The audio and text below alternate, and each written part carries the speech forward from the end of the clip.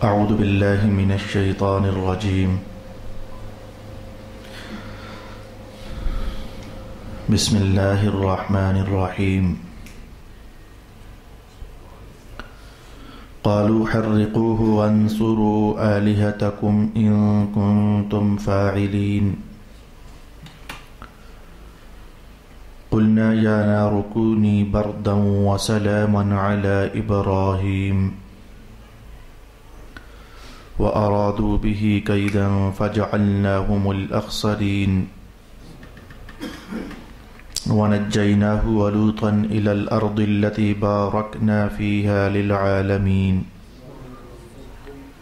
ووهبنا له إسحاق ويعقوب نافلة وكلا جعلنا صالحين وجعلناهم أئمة يهدون بأمرنا وأوحينا إليهم فعل الخيرات وإقام الصلاة وإيتاء الزكاة وكانوا لنا عابدين. صدق الله مولانا العظيم. الصلاة والسلام عليك يا سيدي يا رسول الله. الصلاة والسلام عليك يا سيدي يا حبيب الله. الصلاة والسلام عليك يا سيدي يا شفيع المذنبين وعلى آلك وأصحابك يا سيدي يا رحمة للعالمين.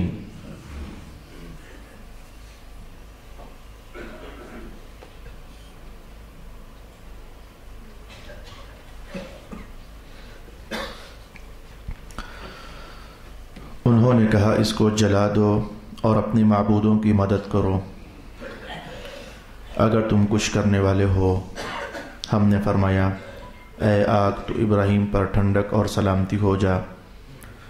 انہوں نے ابراہیم کے ساتھ ایک چال چلی سو ہم نے ان کو ناکام کر دیا اور ہم ابراہیم کو اور لوط کو نجات دے کر اس سرزمین کی طرف لے گئے جس میں ہم نے تمام جہاں والوں کے لیے برکت فرمائی تھی.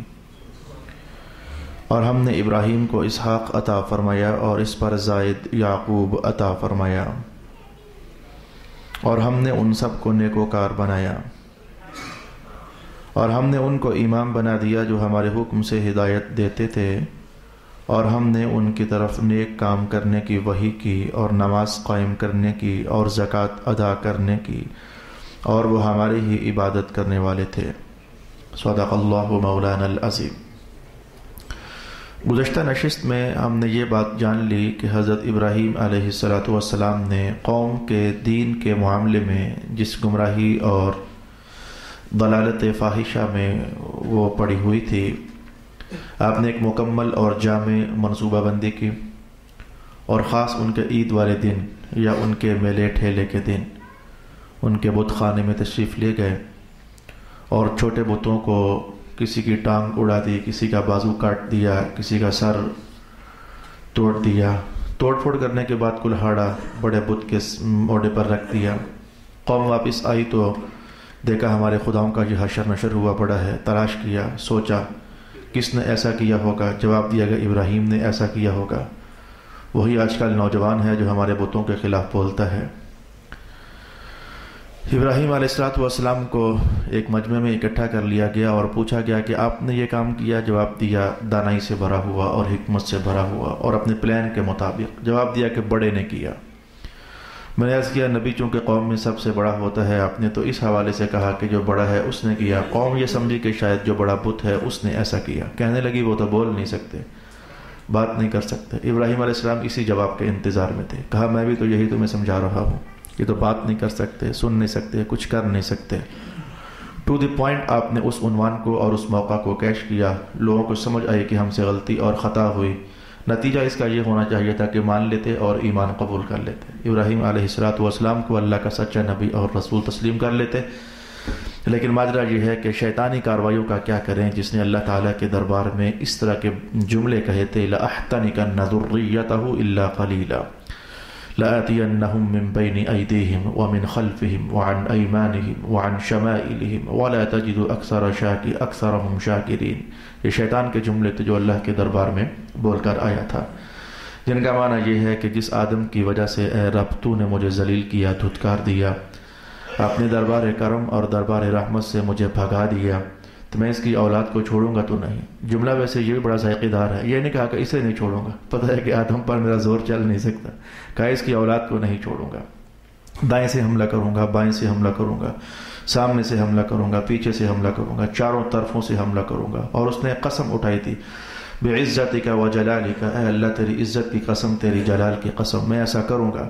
اللہ پاک نے اسے توفیق ہی نہ دی کہ اس کے منہ سے یہ نکلے کہ میں اوپر سے بھی حملہ کروں گا اور ان کے نچلی جہت سے بھی حملہ کروں گا۔ وہ دو یہ جہتیں کہنا بھول گیا، بول نہ سکا کہ میں 6 کی 6 طرفوں سے آؤں گا۔ رب کائنات نے اپنی شان کے مطابق فرمایا، اب تو نے خود بولا ہے تو چل، مجھے بھی میری عزت کی قسم، میرے جلال کی قسم، 4 جہتیں تیری ہوئیں، 2 جہتیں میری ہوئیں۔ جو بندہ سر جھکاتا رہے گا نچلی جہت کی طرف، ہاتھ اٹھاتا رہے گا مانگنے کے لیے اوپر والی جہت کی طرف، تو میں بھی اسے نوازتا رہوں گا اور اسے معاف کرتا رہوں گا۔ تو شیطان کے یہ چکر بازیاں، اس کے ہیلے، اس کے یہ ٹیکے شیکے، اس نے کہا تو ہوا تھا۔ اب ابراہیم علیہ السلام کی قوم کے لیے اب جواب کوئی نہیں بنتا تھا سوائے اس کے کہ تسلیم کر لیا جائے۔ شیطان نے پھر سے ان کو بہکایا، اپنے باپ کی مخالفت کرے گا، اپنے دادا کی مخالفت کرے گا، نسلوں سے جو یہ سلسلہ چلا آ رہا ہے بت پرستی کا، تو کیا تم اب ان سارے خداؤں کو جن کے سامنے اتنے زمانہ سے تم سر جھکاتے رہے ہو، تو کیا آج اس کو فراموش کر دو گے؟ تم پر کوئی آفت نہ ٹوٹ پڑے، تم پر کوئی وبال نہ آ جائے، کوئی مصیبت تمہارا گھیراؤ نہ کر لے، دیکھ لو میرا کام تھا سمجھانا، میں نے سمجھا دیا، میں تو تمہارے لیے ناصح ہوں۔ تو اس طرح کی چکنی چپڑی باتیں اور مکھن لگی باتیں اور شہد لگی باتیں کر کے ان کو گمراہی کی طرف پھر سے اس نے مائل کر دیا، اور ایسا ہر دور میں وہ کرتا آیا اور ایسا ہر زمانے میں وہ کرتا آیا۔ قوم بجائے ماننے کے اب جس روش پر چل نکلی، قرآن حکیم نے اس کا نقشہ کھینچا، کہنے لگے ایسا کرتے ہیں کہ ایک طریقہ ہے ابراہیم علیہ السلام پر قابو پانے کا، آگ لگاتے ہیں اور آگ لگا کر انہیں ساڑ دیتے ہیں، جل جائیں گے، نہ ابراہیم رہیں گے، نہ ان کی دعوت رہے گی، نہ ان کی تحریک رہے گی، نہ ان کی آواز کا وہ جادو رہے گا، نہ ان کی وہ منزل شناس حکمت معاب باتیں رہیں گی، جان چھوٹ جائے گی ہماری۔ سو انہوں نے ایسا کیا کہ اب آگ لگانے کے لیے سلسلہ قائم کر دیا۔ امام فخر الدین رازی فرماتے ہیں کہ قرآن حکیم نے نام نہیں لیا کہ آگ کا حکم جاری کرنے والا کون تھا، لیکن ظاہر ہے کہ اہل سیر فرماتے ہیں کہ مراد اس سے نمروز ہی ہے، نمرود ہی نے آگ لگانے کا حکم جاری کر دیا۔ اب ہم نے 2 چیزیں یہاں جاننی ہیں۔ ایک چیز تو یہ کہ ان لوگوں کے آگ دہکانے کا اہتمام کیا تھا، نمبر 1 سٹیپ ہمارا یہ ہوگا۔ اللہ کی طرف سے آگ سے بچانے کا اہتمام کیا تھا، یہ دوسرا سٹیپ ہوگا۔ تیسری بات پھر یہ ہوگی کہ آخر نتیجہ کیا نکلا حضرت ابراہیم علیہ السلام کے حق میں، اور آخرکار نتیجہ کیا نکلا نمرود کے حق میں۔ یہ 3 یا 4 باتیں آج کی نشست میں ہم جاننا چاہیں گے۔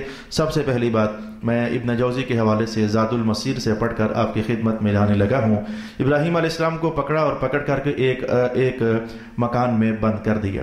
جاننا چاہیے کہ 2 قول ہیں اس وقت صرف۔ ابراہیم علیہ السلام تازی جوانی میں تھے، وہ جوانی کتنی کو تھی؟ ایک قول کے مطابق 16 سال بنتی ہے، اور دوسرا قول زیادہ سے زیادہ 26 سال کی جوانی آپ کی بنتی ہے۔ چلیں، آپ 16 سال کی جوانی میں تھے یا آپ 26 سال کی جوانی میں تھے، بالکل تازہ ترین جوان تھے۔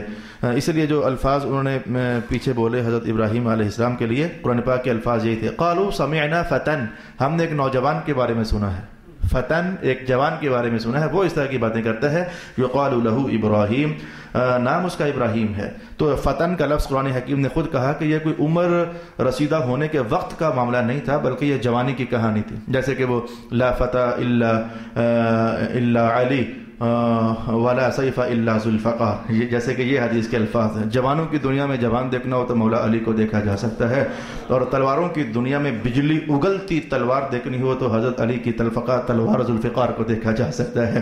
تو خیر، یہ فتح کا لفظ جو ہے یہ جوانی کے لیے استعمال ہوا۔ اب میں اس پر زیادہ وقت استعمال نہیں کرنا چاہوں گا کہ فتویٰ بھی اسی ہی سے ہے، یہ فتح اور فتویٰ جو ہے یہ بھی اسی ہی سے ہے۔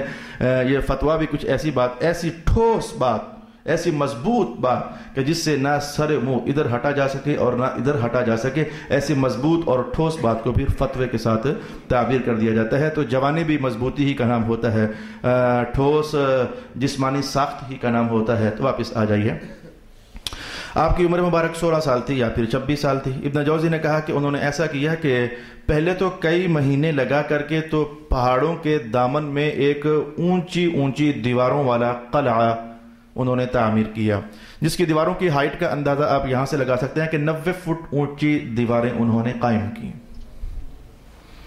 اگر 90 فٹ اونچی ہیں تو پھر آپ کو سمجھنا تو چاہیے کہ وہ چوڑی بھی کتنی ہوں گی اور پھر لمبی بھی کتنی ہوں گی. سادے لفظوں میں یہی ہے کہ پہاڑوں کا دامن سارا انہوں نے سمیٹ لیا, کھدائیاں کی, اور کتنا زمانہ لگا کر کے. دور حاضر کی شٹرنگ کا دور تھوڑا ہے اور مشینی دور تھوڑا ہے, اس دور کی شٹرنگ اپنی, اس دور کے عنوانات اپنے, تو کتنے مہینے لگا کر انہوں نے پہلے ایک 4 دیواری قائم کی. 4 دیواری قائم کرنے کے بعد تب تک انہوں نے حضرت ابراہیم علیہ السلام کو ایک ہی مکان کے اندر قید رکھا.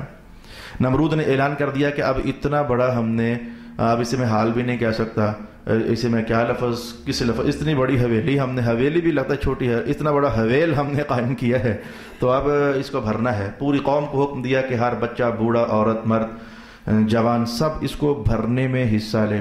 حتیٰ کہ اگر کسی شخص کے بارے میں اطلاع ہو جاتی کہ آج اس نے لکڑیاں جنگل سے چن کر اس 4 دیواری کے اندر نہیں پھینکی, باقاعدہ اس کو سزا دی جاتی, اور حکم جاری کر دیا کہ سب کے سب اس کو بھرنے لگ جاؤ. اب اتنے بڑے دامنے کو بھرنا کوئی آسان کام تو نہیں تھا, کوئی چھوٹی سی جھولی تو نہیں تھی, یا پھر کوئی چھوٹا سا وہ دیگچا تو نہیں تھا.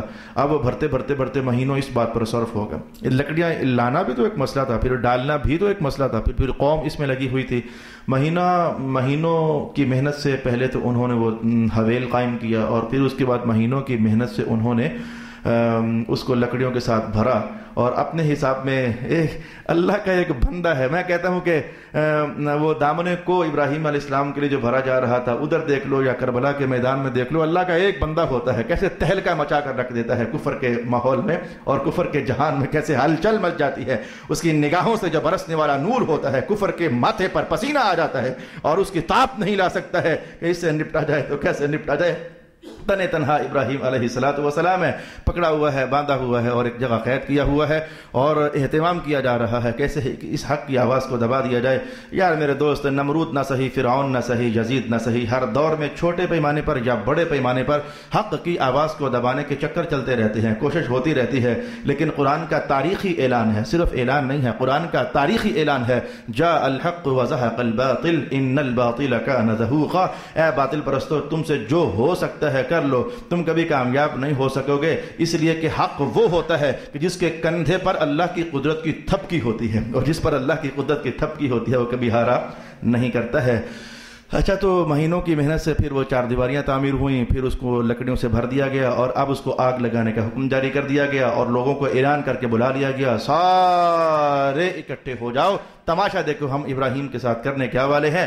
تو آگ جب دہکی تو تاریخ کے یہ الفاظ پڑھ کر کے تو آپ کو حیرت ہو جائے گی کہ اس کی ہائٹ, جو شعلے نکلتے تھے تو ہائٹ جو گرم ہو چکی تھی فضا, تو اگر اوپر سے کوئی پرندہ گزرتا تو وہ پرندہ گزرتے گزرتے جل کر کے تو وہ کوئلہ بن جاتا اور نیچے گر جاتا, اس قدر وہ دہکائی ہوئی آگ تھی. اب اس آگ میں ابراہیم علیہ السلام کو ڈالنا کوئی آسان کام نہیں تھا. ان کا تو خیال یہی تھا کہ جل کر کوئلہ ہو جائیں اور وسط آگ میں انہیں پھینکا جائے, تو کیسے ڈالیں, کوئی بندے کے بس کا روک نہیں کہ قریب آ سکے. انہوں نے ایک منجنیق, اس دور کی توپ آپ کہہ لیں, تیار کی. یہ توپ جو ہے بڑے پرانے زمانوں سے چلی آ رہی ہے. اس کے اندر حضرت ابراہیم علیہ السلام کی ہاتھ پاؤں باندھنے کے بعد لٹا دیا کہ اب ہم اس کے ذریعے تھرو کریں گے, اور ابراہیم علیہ السلام جو ہے وہ آگ میں جا گریں گے. تو ادھر ابراہیم علیہ السلام کو یہ ساری اطلاع چل رہی ہے, اللہ صاف صاف بتا رہا ہے کہ دیواریں بن گئی ہیں, ان کی لکڑیاں لگ گئی ہیں, آج آگ لگے گی, آج بندے اکٹھے ہو رہے ہیں. ابراہیم علیہ السلام, اب آپ کا امتحان شروع ہونے والا ہے. وہ سارے معاملات اللہ تعالیٰ اپنے پیغمبر پر آشکارا کر رہا ہے. آج جب لینے کے لیے آئے کہ اب آپ کو ہم بتانا چاہتے ہیں کہ ہمارے ربوں کے ساتھ دشمنی کر کے آپ نے کیا کیا ہے, لینے کے لیے آئے تو ابراہیم علیہ السلام یہ کلمات اپنی زبان پر جاری کیے ہوئے تھے, اے اللہ, آسمانوں پر تو اکیلا ہے, زمین پر میں اکیلا ہوں, میرے سوا کوئی بھی تو نہیں ہے جو تیرا نام لینے والا ہو. جن کو میں کہہ رہا تھا نام لو, وہ نام تو نہیں لے رہے, الٹا مجھے جلانے کے چکر میں ہے. اللہ, آسمانوں پر تو اکیلا ہے, زمین پر میں اکیلا ہوں. میں کہتا ہوں یہ الفاظ کیسے ملتے جلتے ہیں جد امجد حضرت ابراہیم علیہ السلام کے, رسول اللہ کے ان پاکیزہ کلمات کے ساتھ, جب کہ آپ بدر میں تھے تو بڑے محبت کے ناز میں کہہ رہے تھے, اے اللہ تعالیٰ, اب اگر یہ جو مٹھی بھر ہیں یہ بھی نہ رہے تو پھر تیری عبادت کون کرے گا. یہ الفاظ کے اندر وہ ناز بھی ہے, وہ ادا بھی ہے, وہ بہار بھی ہے, وہ محبت بھی ہے, اور وہ التجا بھی ہے, وہ عرض و نیاز بھی ہے. بڑے معانی ہیں ان مختصر ترین کلمات کے اندر. اے اللہ, آسمان پر تو اکیلا, زمین پر میں اکیلا, اور زمین پر میرے سوا کوئی بھی تو نہیں ہے جو تیری عبادت کرنے والا ہو. اللہ ہی مجھے کافی ہے اور اللہ ہی میرا کارساز ہے. رب کائنات نے آسمان سے حضرت پہاڑوں کے فرشتوں کو بھیجا. چونکہ معاملہ پہاڑوں کے دامن میں ہو رہا تھا تو یہ پہاڑ ایسے ہی نہیں ہے, اللہ پاک نے اس پر ڈیوٹیاں لگائی ہوئی ہیں.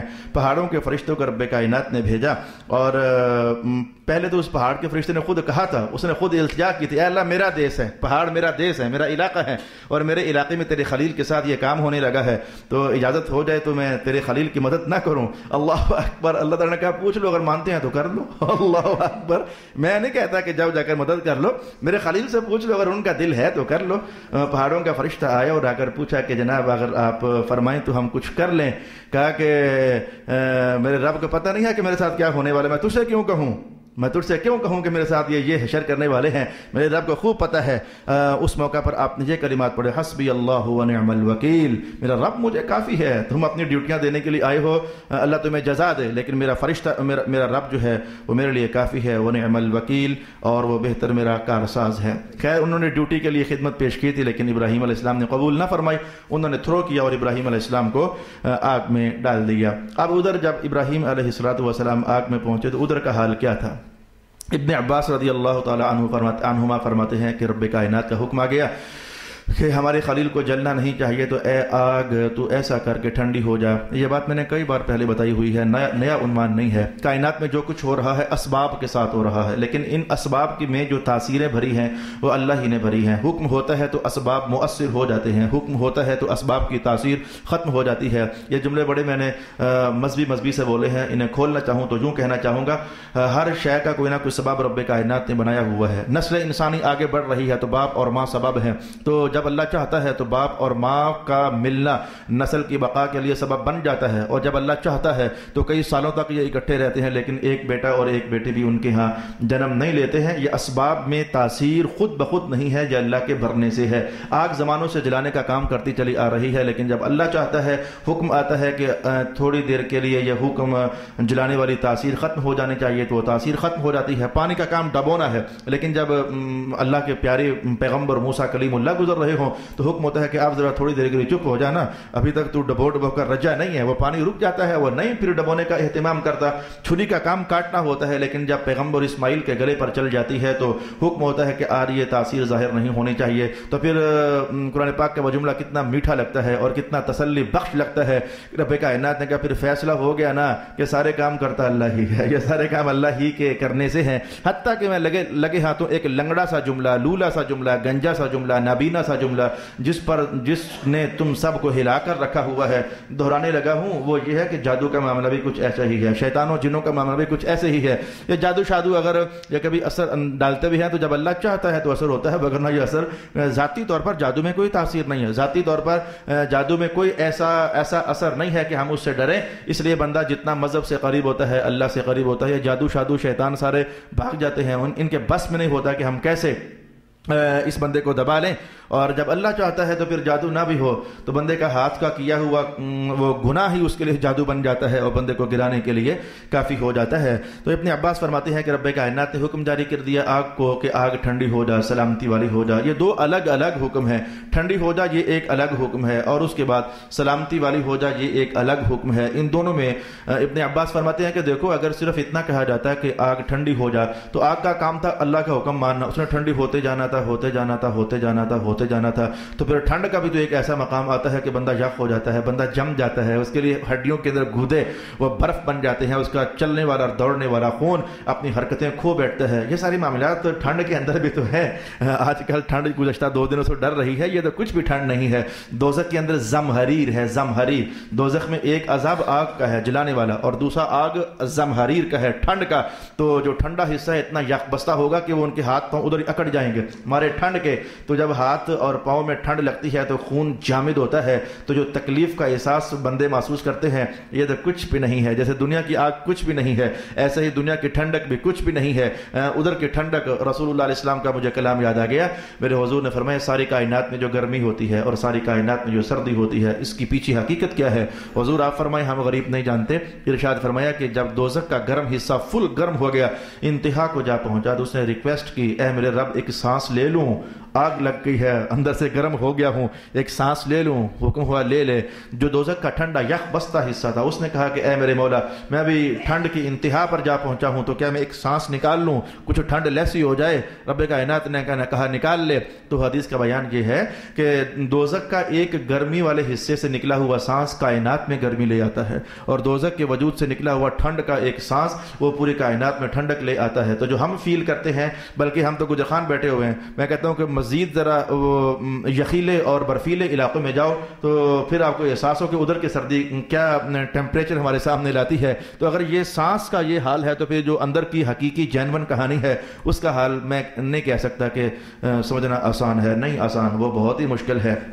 تو کہا کہ اگر حکم صرف اتنا ہوتا کہ آگ ٹھنڈی ہو جائے تو ٹھنڈی ہوتے ہوتے ہوتے ہوتے ایک نقصان سے بچانا تھا ابراہیم علیہ السلام کو اور دوسرے نقصان میں ڈل جاتے۔ ٹھنڈ بھی تو نقصان ہی ہے، عذاب ہی ہے، اس لیے ساتھ مولا کائنات نے یہ جملہ ارشاد کیا وسلامن، ٹھنڈی ہونا ہے لیکن اتنی ٹھنڈی نہیں کہ وہ یک بستہ ماحول بن جائے، بلکہ سلامتی والی، یعنی آگ دکھنے میں آگ ہو اندر سے بہار ہو، کچھ اس درجے کی ٹھنڈک جو ہے جو میرے خلیل کو کچھ بھی نہ ہونے دے۔ تو ابن عباس رضی اللہ تعالی عنہما فرماتے ہیں کہ پھر یہ حال ہو گیا، انہوں نے زنجیروں میں پکڑ کر پیک کر کے باندھ کر ابراہیم علیہ السلام کو دھکیلا تھا، تو رب کائنات نے ایک فرشتے کو بھیجا۔ امام سدی کہتے ہیں کہ ان فرشتوں نے آ کر کے ابراہیم علیہ السلام کو باہوں میں اٹھا لیا۔ اب آگ کا ڈبل حال دیکھیں کہ زنجیروں کو آگ کاٹ رہی تھی، جلا رہی تھی، زنجیریں پگھل کر، ان کی زنجیروں کتنی ہیٹ پر، جتنے ہیٹ پر انہوں نے بنائی تھیں اتنی ہیٹ پر انہیں پگھلنا بھی تو تھا۔ یہ لوہے کو جو ڈھالا جاتا ہے تو اس کے لیے ایک مخصوص ٹیمپریچر ہوتا ہے، تو جتنی ہیٹ پر بنی تھی اتنی ہیٹ پر وہ پگھل گئیں، زنجیروں سے آزاد ہو گئے، فرشتوں نے باہوں میں اٹھایا ہوا تھا۔ تو اس آگ کے اندر اللہ کی شان کا اظہار، ایک چشمہ جاری ہوا پانی کا، اس چشمہ جاری ہوا تو ابراہیم علیہ السلام وہاں سے پانی پیتے تھے۔ آپ یہ سوچو گے کہ کتنا کو زمانہ وہاں رہے تھے جو پانی پیتے تھے، 40 دن رہے تھے یا 50 دن رہے تھے؟ مضبوط قول جو نقل کیا گیا ائمہ تاریخ نے، 40 دن رہے تھے یا 50 دن رہے تھے۔ تو اس آگ کے اندر محترم وہ چشمہ بھی رب کائنات نے پیدا کیا ہوا تھا، وہاں ہر قسم کے پھل فرشتے لے کر آتے تھے۔ فرشتوں کا آنا جانا اس زمانے میں اتنا تیز ہوا تھا کہ وہ فرشتہ جنت سے لباس لا رہا ہے، حضور آپ اسے پہنیے، جناب یہ لباس آپ پہنیے، اللہ پاک نے یہ آپ کے لیے لباس پہنا ہے۔ کوئی پھل لے کر آتا ہے، کوئی پانی پیش کرتا ہے، کوئی جو اللہ کے نعمتیں اللہ چاہتا تو ابراہیم علیہ السلام کو پیش کی جا رہی تھی۔ بلکہ ایک فرشتے کو رب کائنات نے بھیجا ہی اس لیے ہوا تھا، اس فرشتے کی ڈیوٹی سائے فراہم کرنا تھا۔ یہ سائے بنتے ہیں، یہ سائے بنانے کے لیے بھی ایک فرشتہ ہے، تو اس کی ڈیوٹی سائے بنانے پر ہے۔ تو سائے کے فرشتے کو بھیجا کہ آپ جا کر ابراہیم علیہ السلام سے باتیں کریں تاکہ ان کا دل بہلا رہے۔ وہ آ کر کے تو مسلسل ابراہیم علیہ السلام کے ساتھ باتیں کرتے رہے، اور جبریل امین کی ڈیوٹی تھی کہ وہ لباس چینج کرنا۔ 40 دن 50 دن آگ میں رہے۔ تو میں جو جملہ کہنا چاہتا ہوں حضرت ابراہیم علیہ السلام کا، آپ نے فرمایا کہ جو میری زندگی کے یہ 40-50 دن تھے نا، واہ واہ واہ، بڑی نعمتیں اللہ نے عطا فرمائی ہوئی تھی۔ ظاہر ہے کہ جو باہر تھے تو وہاں تو آپ کا اختیاری زہد تھا، وہاں تو اختیاراً آپ زہد میں تھے، کیونکہ آپ آزمائش میں تھے اور امتحان میں تھے۔ تو امتحان جتنا بڑا ہوتا ہے اس کے بعد اللہ کی عطا بھی اتنی بڑی ہوتی ہے۔ یہ رب کائنات نے خود اعلان کیا ہے، ان مع العسر یسرا، ان مع العسر یسرا، بے شک عسر کے ساتھ یسر ہے، عسر کے ساتھ یسر ہے۔ جب اللہ ایک بار تنگی دیتا ہے تو 2 بار آسانیاں لازمی عطا فرماتا ہے۔ تو امتحانوں کے بعد پھر جو اللہ تعالیٰ کرم کے دروازے کھولتا ہے، تو ابراہیم علیہ السلام فرماتے ہیں کہ یہ جو 40-50 دن میرے گزرے، واہ واہ واہ، اللہ نے بڑی عطائیں فرمائی ہوئی تھیں۔ حالانکہ نبی اللہ کی ہمیشہ عطاؤں ہی میں ہوتا ہے، لیکن اب دنیا کے اعتبار سے، دنیا کو سامنے رکھتے ہوئے، اس سے پہلے میرا مقام زہد تھا، زہد میں رہتا تھا، نکلوں گا آگ سے پھر بھی زہد ہی میں ہوں گا، لیکن دنیا کو ہم نے دور دور رکھا تو رب کائنات نے خوب نواز کے رکھا۔ میں کہوں گا یہ نوازنا بھی شاید اس لیے تھا، بلکہ شاید کیا یقیناً اس لیے تھا، اگر لباس تبدیل ہو رہے تھے تو جنت سے آ رہے تھے، اگر پھل آ رہے تھے تو وہ جنت سے آ رہے تھے۔ تو ابراہیم علیہ السلام شاید اس سینس میں فرما رہے تھے کہ ان ایام میں تو اللہ نے مجھے خوب نواز کے رکھا، یعنی معاملہ اس جہان کا تھا، لیکن وہ وقت سے پہلے ہی رب کائنات ہمیں ادھر عطا فرما رہا تھا۔ اور جیسے کہ یہ عجیب نہیں ہے، جیسے کہ ہر مسلمان جب قبر میں پہنچتا ہے تو اللہ تعالیٰ اسے جنت کا لباس دیتا ہے، جنت جو نیک متقی پارسا ہوتے ہیں، جنت کا لباس، جنت کی خوشبو ہے، تو یہ ادھر بھی ہے، لیکن وہ ذرا بڑے پیمانے پر تھا۔ اللہ اکبر۔ نمرود نے جب دیکھا کہ اب ابراہیم کو آگ میں پھینک دیا گیا ہے تو اب پتہ کرنا چاہیے کیا بنا ہے، پتہ کرنا چاہیے کیا بنا ہے۔ وہ پہاڑ کی چوٹی پر چڑھا اور اس نے جو آگ میں جھانک کر دیکھا تو اس کی حیرت کی انتہا نہ رہی۔ اس نے کہا ہے یہ کیا؟ دہکائی ہوئی بڑی ساری آگ میں اسے سر سبز درخت نظر آ رہے تھے، اور جیسے کہ باغ سا ہے، اسے باغ سا نظر آ رہا تھا۔ ابراہیم علیہ السلام تکیے پر ٹیک لگا کر اپنی خدا کی رحمت کے اظہار میں وہ کیا مزے سے بیٹھے ہوئے ہیں، ساتھ ایک اور بندہ بیٹھا ہوا ہے۔ جبریل نے اور نمرود نے دیکھا ساتھ ایک اور بندہ بیٹھا ہوا ہے, اور جو ساتھ بندہ بیٹھا ہوا تھا وہ نمرود نے خود کہا مجھے وہ بھی ابراہیم علیہ السلام ہی لگ رہے تھے. یعنی وہ اللہ پاک نے فرشتے جب بھجوائے ہوئے تھے تو دکھنے والے کو وہ بھی. نمرود نے بعد میں پوچھا بھی تھا کہ ایک تو آپ تھے, جو آپ کے ساتھ آپ جیسا اور کون بیٹھا ہوا تھا؟ اس نے یہ جملہ باقاعدہ پوچھا. تو اس نے دیکھا ابراہیم علیہ السلام تکیے پر ٹیک لگائے ہوئے ہیں, آگ نے تبھی تک ان کا بال بھی نہیں جلایا ہے. تو دیکھ کر حیرت میں نکل گیا. اس نے ادھر سے آواز ماری, اس نے دور سے آواز ماری. تو اس نے کہا کہ یہ کیا جلے نہیں؟ کہا میرا رب جلنے نہیں دے رہا. اس نے کہا آگ سے آپ باہر نکل سکتے ہو کیا؟ زور سے آواز ماری وہ چوٹی پر بیٹھ کر, کیا آپ آگ سے نکل سکتے ہو؟ کہا مسئلہ کوئی نہیں ہے, ہم آگ سے ایسے نکل سکتے ہیں جیسے ہمارا اللہ چاہے گا. تو اس نمرود نے کہا اچھا نکل کر دکھاؤ نا ذرا. حضرت ابراہیم علیہ السلام وہاں سے اٹھے, تکیا چھوڑا, اور جنت کا مال جنت واپس چلا جائے گا, تکیا چھوڑا اور چلتے چلتے چلتے چلتے آپ اس آگ سے باہر نکل آئے. تو نمرود نے کہا کہ یہ آپ کے ساتھ ایک اور بندہ بیٹھا تھا, وہ کون تھا؟ ابراہیم علیہ السلام نے کہا وہ اللہ نے سائے کا فرشتہ جو ہے وہ میرے پاس بھجوایا ہوا تھا, ہم دونوں باتیں کیا کرتے تھے. رب کائنات نے بھیجا ہے اس لیے تھا کہ میرے خلیل کو سے گپ شپ لگانی ہے تو تاکہ ان کا دل بہلا رہے. اور یہ معاملہ صرف حضرت ابراہیم خلیل اللہ کے ساتھ نہیں تھا. فضائل الخمسہ کا مصنف کہتا ہے کہ ایک بار حضور رحمت عالم کے سر ناز میں شدت کا درد ہوا تو آسمان سے حضرت جبریل کو بھیج دیا گیا, حضور کا سر جھولی میں رکھ کر باتیں کرو حضور رحمت عالم کے ساتھ. جبریل بیٹھ گئے اور باتیں ہوتی رہیں حتیٰ کہ سرکار دو عالم علیہ السلام کا وہ درد اللہ کے حکم سے ختم ہوا اور آپ آرام فرما ہو گئے. اتنے میں حضرت علی کہیں سے پتہ کرنے کے لیے آئے تو دیکھا اندر اوپرا بندہ بیٹھا ہوا ہے, تو واپس جانے لگے. تو اس نے کہا نہیں آپ کا حق زیادہ ہے, اب میں جا رہا ہوں, اب آپ کی ڈیوٹی شروع ہے, آپ آئیں اور سرکار دو عالم کا سر ناز آپ اپنی جھولی میں رکھیں. تو وہ چلے گئے صاحب. حضور اٹھے تو کہا وہ کہاں گیا؟ کہا حضور وہ تو یہ کہہ کر چلا گیا ہے. کہا وہ جبریل تھا, رب کائنات نے بھیجا تھا, میرے محبوب کے سر میں درد ہو رہا ہے, جا کر باتیں کرو ان سے, ان کے سر کا جو درد ہے وہ ہلکا ہو جائے. تو انبیاء کے معاملات تو وہ انسانی عقل سے بڑے ماورا ہوتے ہیں. تو کہا وہ ساتھ کون تھا؟ کہا وہ سائے کا فرشتہ تھا, میرا دل بہلانے کے لیے آیا تھا. کہنے لگا میں نے دیکھا ہے کہ بڑا مقام ہے آپ کا رب کے ہاں, آج کے بعد میں آپ کا پیچھا چھوڑ دوں گا, میں آپ کو کچھ نہیں کہوں گا, جو آج میں نے کرنا چاہا کر لیا, لیکن آج کے بعد نہیں کروں گا. اب میں چاہتا ہوں کہ جس رب نے آپ کو قرب دیا مجھے بھی قرب دے. میں 4000 قوس اور گائیں ذبح کرنا چاہتا ہوں تاکہ اللہ راضی ہو جائے.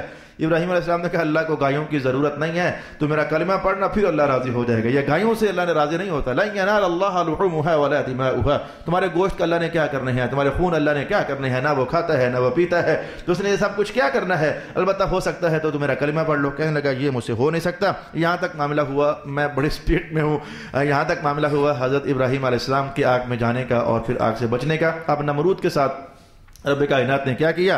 پہلے مولا زید ابن اسلم کہتے ہیں کہ رب کائنات نے ایک فرشتے کے ذریعے انسانی بھیس میں ایک فرشتہ بھجوایا اور کہا کہ دعوت وہی جو ابراہیم کہتے ہیں مان لو, اسلام قبول کر لو. تو ایک بار بھیجا انکار ہوا, دوسری بار پھر بھیجا انکار ہوا, تیسری بار پھر بھیجا انکار ہوا. رب کائنات نے اس پوری قوم پر مچھروں کو مسلط کر دیا. اللہ بھی کیا طاقتور ہے, وہ چاہے تو ان نمرودوں فرعونوں کا کام مچھروں سے تمام کر دے اور مچھر انہیں کاٹتے. آپ کہتے ہو گے مچھروں کی کیا ہمت, وہ نمرودی فوجیں اسے مار نہ سکیں. اپنے آپ سے پوچھو, گرمیوں کے اندر جب ہوتے ہو یہ خبیث کہیں نہ کہیں سے راستہ نکال لیتا ہے. مچھر جو ہے جب نارمل حالت میں بھی ہو تو کہیں نہ کہیں سے راستہ نکال کر وہ جب ڈنگ لگاتا ہے تو سیدھا آپ کا ہاتھ ادھر خارش کرنے کے لیے پہنچ جاتا ہے.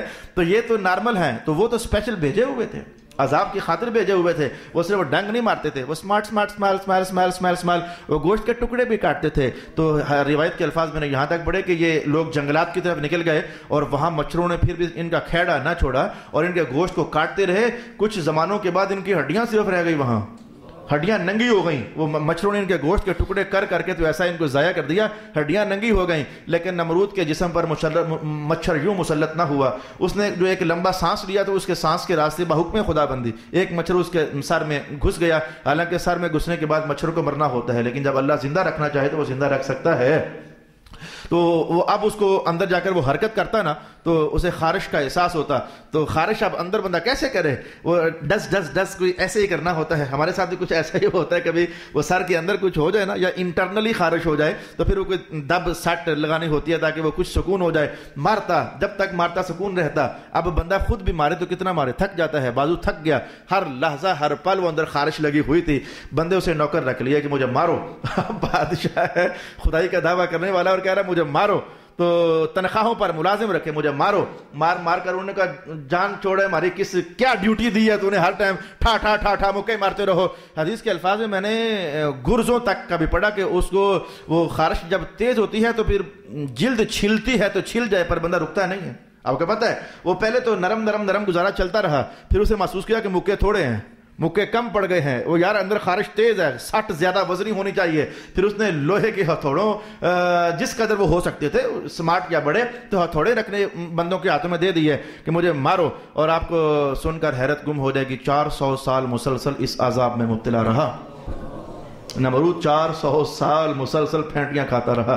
ایک مچھر کی اتنی لمبی عمر نہیں ہوتی، لیکن جب اللہ چاہتا ہے تو عمر ہوتی ہے. ایک مچھر نے 400 سال اس کا حشر نشر کر کے رکھا. قرآن پھر بولے تو صحیح بولے گا نا، اب بتاؤ نا لمن الملک اليوم، ہے کوئی ہمارے سوا بادشاہ؟ ہم حقیقی بادشاہ ہیں، ہم حقیقی حکمران ہیں، ہم حقیقی رب ہیں، ہم حقیقی الہ ہیں. ہمارے سوا ہے کہ کسی کا حکم چلے؟ تو 400 سال آخر کار یہ مار کھاتا کھاتا تباہ ہو گیا. بس ایک حدیث کہوں گا، نبیوں کی عزت کا معاملہ کتنا عظیم ہے اور نبیوں کے ساتھ کوئی غلط سلوک کرتا ہے تو اس کا معاملہ کتنا عجیب ہے. یہ دونوں باتیں کیونکہ ادھر سے میلاد کا موسم بھی ہے تو میرا خیال ہے کچھ نہ کچھ اٹیچمنٹ ہماری ہو جائے گی. حضرت صاحبہ فرماتی ہیں کہ میں اماں جان کے گھر گئی، حضرت سیدہ عائشہ رضی اللہ عنہا کے گھر، تو نوکڑ میں میں نے ایک نیزہ رکھا ہوا دیکھا. بعض چیزیں ایسی ہوتی ہیں جو فوراً کھڑک جاتی ہیں. بھئی آپ میرے گھر میں آؤ تو میں نے واقعی بندوق رکھی ہو تو پوچھو گے سہیل صاحب بندوق خیر؟ تو اماں جان کے کمرے میں نیزہ پڑا ہوا، میں نے کہا اماں جان یہ نیزہ آپ نے رکھا ہوا ہے خیر؟ کہنے لگے ہم نا اس سے چھپکلیاں مارتی ہیں، اگر کوئی آ جائے نا گھر میں تو ہم مارتی ہیں. تو کہا کیوں مارتی ہو؟ کہا رسول اللہ علیہ السلام نے حکم جاری کیا ہے. کہا حضور نے حکم کیوں جاری کیا ہے؟ کہا جب نمرود کی آگ دہکائی جا رہی تھی تو سب جانور وہ دعائیں کر رہے تھے اے اللہ آگ بجھ جائے، لیکن یہ چھپکلی تھی یہ پھونکے مار رہی تھی. تو یہ نبیوں کی گستاخ ہے، نبیوں کی مخالف ہے، نبیوں کا دشمن ہے. تو حضور نے کہا پہلے سٹ میں مارو ثواب زیادہ ہوگا، ایک ایسی ضرب لگاؤ دوبارہ اٹھ نہ سکے. نبیوں کی دشمن کو ایک ایسی سٹ مارو، اگر پہلی سٹ خطا ہو گئی اب دوسری مارو کے ثواب کم ہوگا، تیسری مارو کے ثواب اور کم ہوگا.